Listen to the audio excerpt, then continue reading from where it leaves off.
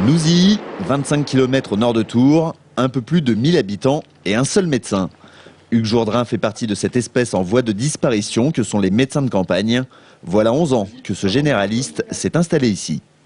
Je me sentais plutôt enclin à exercer la médecine dans un milieu, disons, rural ou semi-rural, plutôt qu'un milieu citadin, pour diverses raisons, certes un petit peu banales, la proximité certainement qu'on a avec les gens, et puis la possibilité d'avoir un exercice peut-être plus pluridisciplinaire. Pluridisciplinaire car Hugues profite de l'absence de médecins spécialistes dans le secteur. Mais cet argument ne suffit pas à convaincre de jeunes médecins à suivre le même chemin, préférant pratiquer en ville.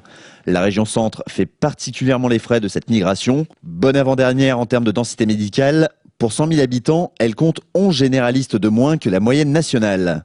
L'Indre-et-Loire fait figure d'exception avec près de 85 médecins pour 100 000 habitants. L'Eure-et-Loire en revanche connaît une véritable pénurie avec seulement 69 praticiens.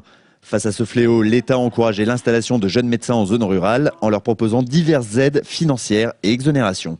Force est de constater que ces mesures dites incitatives n'ont pas produit tous leurs effets depuis qu'elles sont en vigueur, depuis maintenant 4-5 ans. Et donc toute la question du projet de loi actuellement en discussion au Parlement, Assemblée nationale et Sénat, eh bien c'est essayer de voir si on ne va pas passer à des mesures un petit peu plus coercitives pour essayer de produire un équilibrage entre les zones surdotées et les zones moins dotées. Hugues Jourdrin a fait un choix de vie en allant exercer à la campagne, mais comprend parfaitement les récalcitrants. Il faut revenir aussi sur l'image un peu obsolète du médecin qui sacrifiait tout pour sa profession. Dans les années 30, on voyait les médecins partir avec leur petite carriole et ne rentrer chez eux qu'une fois par semaine.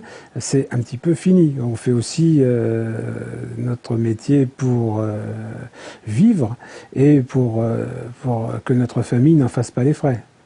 En Indre-et-Loire, seulement 4 zones sont considérées comme des déserts médicaux.